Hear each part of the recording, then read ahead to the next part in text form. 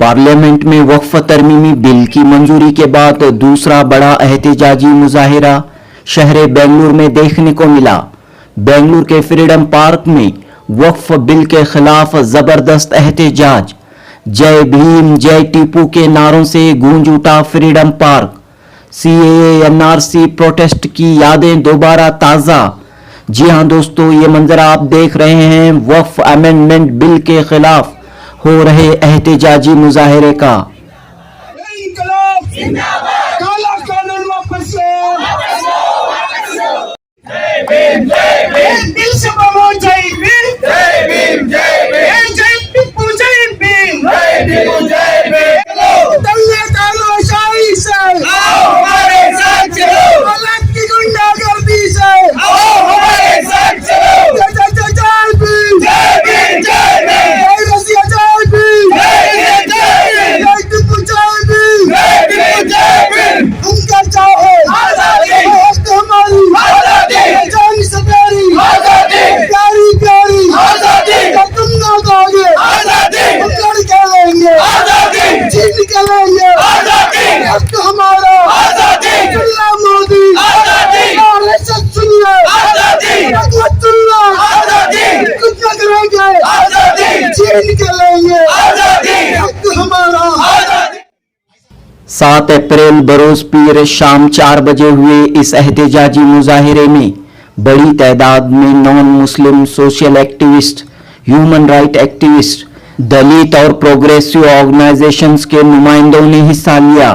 Advocate BT Venkatesh ने कहा कि वक्फ तरमीमी बिल एक खतरनाक कानून साबित हो सकता है।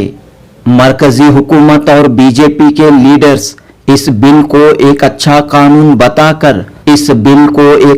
कानून बताकर अवाम को बिलखुसूस मुसलमानों को गुमराह कर रहे हैं। एडवोकेट वेंकटेश ने कहा कि मुस्तकबिल में इस कानून के खतरनाक असरात देखने को मिल सकते हैं, लिहाजा हर हाल में वक्फ अमेंडमेंट बिल की मुखालिफत होनी चाहिए। न सिर्फ मुसलमान बल्कि हिंदू, ईसाई, हर मजहब के लोग इस बिल के खिलाफ आवाज बुलंद करें, क्योंकि ये बिल कॉन्स्टिट्यूशन ऑफ इंडिया में दिए गए फंडामेंटल राइट्स के खिलाफ है। इस मौके पर एडवोकेट बीटी वेंकटेश ने मौजूदा दौर में सुप्रीम कोर्ट के चंद फैसलों के सिलसिले में अपनी राय पेश की। एडवोकेट बीटी वेंकटेश ने कहा कि लिहाजा वक्फ बिल के खिलाफ एहतजाज का मजबूत रास्ता इख्तियार करने की जरूरत है। जिस तरह किसानों ने एहतजाज किया, जिस तरह सीएए एनआरसी के मौके पर एहतजाज हुआ, ठीक उसी तर्ज पर अब भी एहतजाज होना चाहिए। इस एहतजाजी मुजाहिरे में प्रजा विमोचना चलवली के रियासती सदर मुनी आंजनप्पा, सोशल एक्टिविस्ट मल्लू कंबार ने भी खिताब किया। दलित और प्रोग्रेसिव तंजीम के कई नुमाइंदे शामिल रहे। आल कर्नाटक बज़्म रज़ाए कुदसी के सदर मुफ्ती सैयद ज़बीउल्लाह नूरी ने कहा कि हिंदुस्तान की यूनिटी, इत्तेहाद पूरी दुनिया के लिए मिसाल और नमूना है। वक्फ बिल के खिलाफ हो रहे एहतजाज में हिंदू भाई भी शामिल हो रहे हैं, ये खुश आइनी बात है। दोस्तों, ये प्रोटेस्ट मुख्तलिफ तंजीमों के फेडरेशन की जानिब से हुआ। इस फेडरेशन का नाम है हम संविधान के लोग। जी हाँ, हम संविधान के लोग। इस फेडरेशन के तहत ये बड़ा एहतजाज हुआ। मुख्तलिफ मिली व समाजी तंजीमों के नुमाइंदों ने इस एहतजाज में हिस्सा लिया।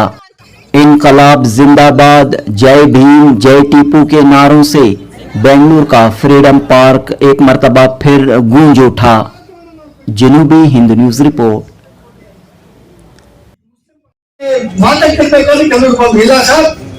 ಸಾಕಷ್ಟು ಸಮಸ್ಯೆಗಳಿವೆ ಇಲ್ಲಿ ವಕ್ಫ್ ಕಾಯ್ದೆಯಲ್ಲಿ, ಅದ್ರ ಬಗ್ಗೆ ನಿಮಗೂ ಗೊತ್ತಿದೆ. ಹಾಗಾಗಿ ಅದನ್ನ ಬದಲಾವಣೆ ಮಾಡ್ಬೇಕಂದ್ರೆ ಒಳ್ಳೇದಾಗುತ್ತೆ ಅಂತ ಹೇಳಿ ಇದಕ್ಕಿಂತ ಮುಸ್ಲಿಮರು ನಂಬ್ತಾನೆ ಇದು ನೀವು ಒಳ್ಳೆಯದಕ್ಕಾಗಿಯೇ ಮಾಡ್ತಿದ್ದೀವಿ ಅಂತ ಹೇಳಿ. ಅವ್ರೆಂತ ಮುಖ್ಯ ಜನ ಅಂತಂದ್ರೆ ಅವ್ರಿಗೆ ಇವರ ಮಾಡುವಂತ ಕುತಂತ್ರ, ಇವರ ನಿರೀಕ್ಷಣ, ಇವರ ಅತ್ಯಂತ ಡೇಂಜರಸ್ ಐಡಿಯಾಗಳನ್ನ ಅವ್ರು ಗೊತ್ತಾಗಿರುವಂತ ತಿಳಿಸಬೇಕಾದ ಅವಶ್ಯಕತೆ ಈ ದೇಶ ಪ್ರತಿ ನಾಗರಿಕಂದು ಇದನ್ನ ಮುಸ್ಲಿಮರ ಜವಾಬ್ದಾರಿ ಅಲ್ಲ. ನಮ್ಮಲ್ಲಿ ಒಂದು ಪುಷ್ಪಾಂಗ ಆಗ್ತಾ ಇದೆ, ತುಂಬಾ ಜ್ಞಾಪಕ ಇಟ್ಕೊಳ್ಬೇಕಾದ ಅವಶ್ಯಕತೆ ಇದೆ. ಈ ಕಾಯ್ದೆ ವಿರುದ್ಧ ಹೋರಾಟ ಮಾಡೋದು ಮುಸ್ಲಿಮರದ್ದಲ್ಲ, ಈ ದೇಶದ ಪ್ರತಿಯೊಬ್ಬ ಪ್ರಜೆದು.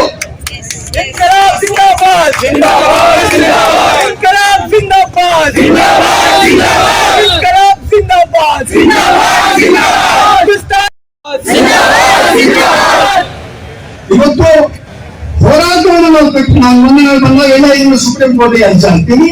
ಇದಕ್ಕೆ Muslim personal law board court ಹೋಗ್ತದೆ, ಆಮೇಲೆ ಒಂದಿಷ್ಟು ಜನ ಪರಿಚಯ ಆಗ್ತಾರೆ, ಅದು ನೋಡೋದು ಕೋರ್ಟ್ ಏನ್ ಹೇಳ್ತಾರೆ ಅದನ್ನ ನಾನು ನಂಬಲ್ಲ. ನಾನು ಮಾತು ಈ ದೇಶ ನಾನು ವಕೀಲ ಮಾತಾಡ್ತಾ ಇದ್ದೀನಿ.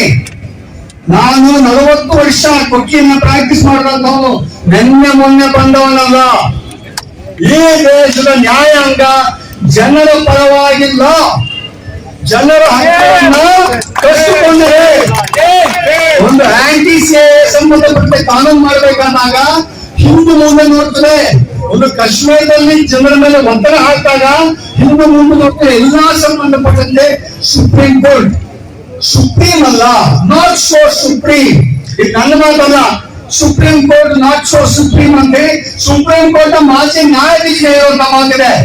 ಸುಪ್ರೀಂ ಕೋರ್ಟ್ ಬಗ್ಗೆ ವಿಮರ್ಶೆ ಮಾಡಿರುವಂತ ರೋಹಿಂಗ್ಟನ್ ನಾರಿಮಾನರು ಬರೆದ ಒಂದು ಪುಸ್ತಕ ಬರ್ತಿದ್ದಾರೆ, ಡಿಸ್ಕಾರ್ಡೆಂಟ್ ಲಾಸ್, ಡಿಸ್ಕಾರ್ಡೆಂಟ್ ನೋಟ್ ಅಂತ.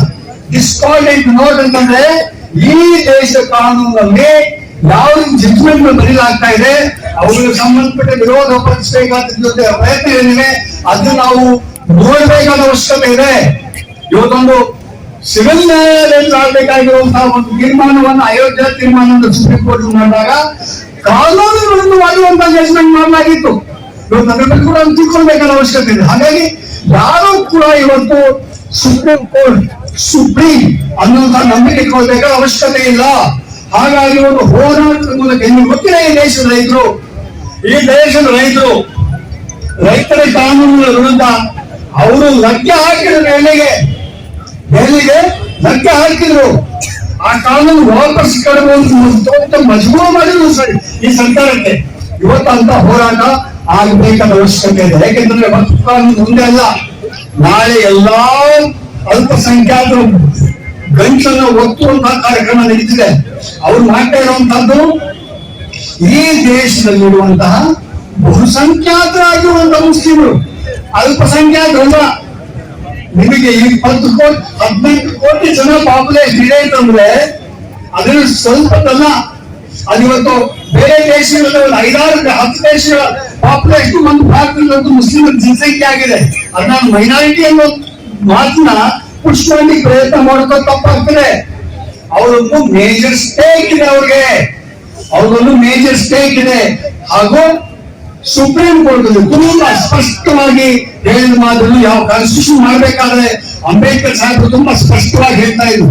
ಏನ್ ಸ್ಪಷ್ಟವಾಗಿ ಹೇಳಿದ್ರು ಅಂತಂದ್ರೆ, ಈ ಡೆಮಾಕ್ರಸಿಯಲ್ಲಿ ಒಂದೊಂದು ಸಮಸ್ಯೆ ಇದೆ. ನಾಳೆ ಅದೊಂದು ದಿನ ಬಹುಸಂಖ್ಯಾತರ ಪೂರ್ತಿ ಕಬ್ಜಾ ಮಾಡಿಕೊಂಡ್ರೆ ಮೈನಾರಿಟಿಗಳಿಗೆ ಹಕ್ಕಿರುವುದಿಲ್ಲ. ಮೈನಾರಿಟಿಗೆ ಬದುಕುಗಳನ್ನ, ಅವರ ಹಕ್ಕುಗಳನ್ನ ನಾಶ ಮಾಡುವ ಪ್ರಯತ್ನ ಉಂಟಾಗ್ತದೆ.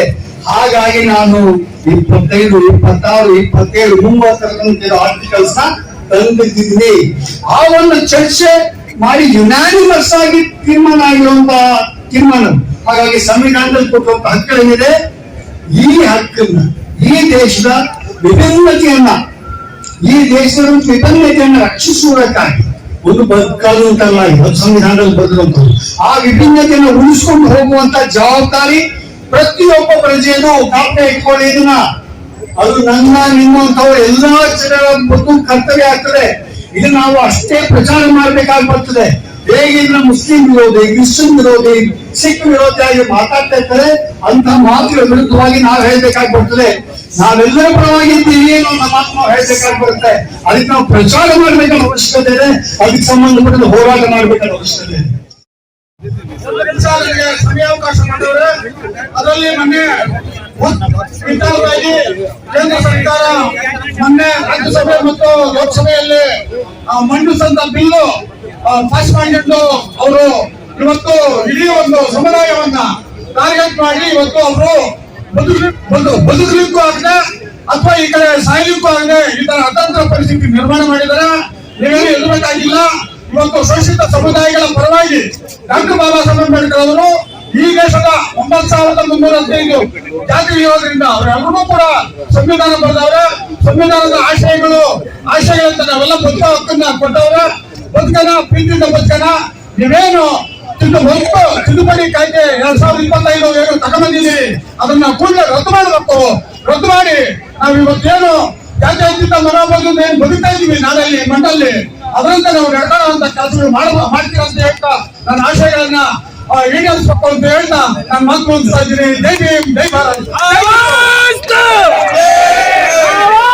अच्छी बात यह है कि हमारा मारा जा रहा है, हमारा मारा जा रहा है, लेकिन हमारे बरादरान वतन ये अपने मुस्तकबिल को मद्देनजर रखते हुए हमारे साथ हमारी आवाज में आवाज मिलाकर शाना बशाना यहाँ खड़े हैं, क्योंकि ये मुल्क हम सबका है, इसकी हिफाजत हम सबकी जिम्मेदारी है।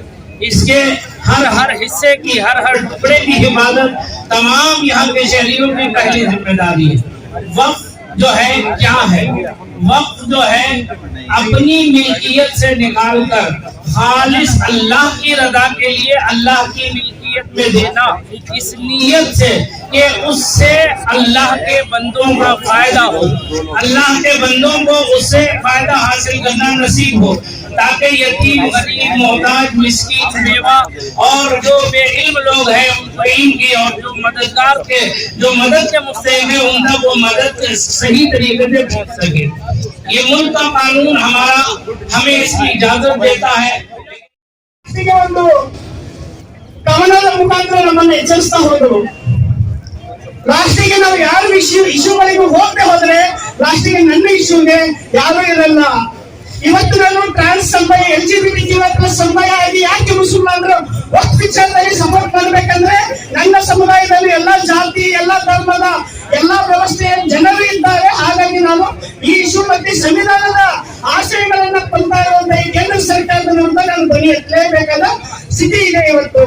ಹಾಗಾಗಿ ರಾಜಕೀಯವಾಗಿ ನಾವು ಯಾವತ್ತು ಜಾಗೃತರಾಗಲ್ವೋ, ಕಾನೂನಾತ್ಮಕವಾಗಿ ಯಾವತ್ತು ಜಾಗೃತರಾಗಲ್ವೋ ನಮ್ಮ ಮೇಲೆ ನಿರಂತರ ದಾಳಿಗಳಿರ್ತವೆ.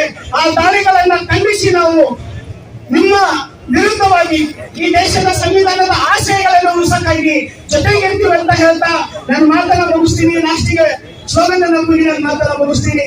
ಜೈ ಜೈ ಜೈ ಜೈ ಜೈ ಭೀಮ್, ಜೈ ಭೀಮ್, ಜೈ ಭೀಮ್, ಜೈ ಶಬಾಲೋ, ಜೈ ಭೀಮ್, ಜೈ ಭೀಮ್, ಜೈ ಭೀಮ್, बोलो रे बोलो जय भीम, जय भीम, जय भीम, दिल से बोलो जय भीम, जय भीम, जय भीम, जय टिप्पू जय भीम, जय टिप्पू जय भीम, जय पुणे जय भीम, जय भीम, जय भीम, जय बुद्धा जय भीम, जय बुद्धा जय भीम, जय बसवा जय भीम, जय बसवा जय भीम, जय पेरा जय भीम, जय भीम, जय भीम, जय भीम से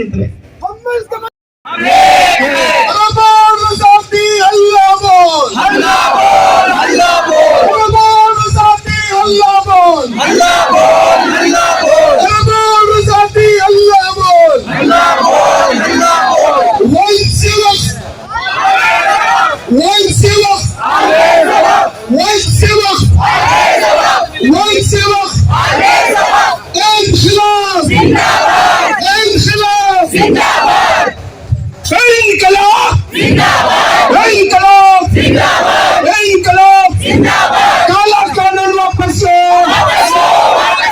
काला कानून वापस गुंडागर्दी से हमारे साथ चलो, दंगे तानाशाही से हमारे साथ चलो, हालात की गुंडागर्दी से हमारे साथ चलो। जय जय जय जय भीम, जय भीम, जय भीम, जय रसिया जय भीम, जय जय भीम, जय टिप्पू जय भीम, जय भीम, जय भीम। हम क्या चाहे आजादी, हमारी आजादी, जान से प्यारी आजादी, प्यारी प्यारी आजादी, तुम ना दोगे आजादी, हम लड़ के लेंगे आजादी, जीत के लेंगे आजादी, हक हमारा आजादी, जिला मोदी आजादी, सुनिए आजादी, आजादी, कुछ न करेंगे आजादी, जीत के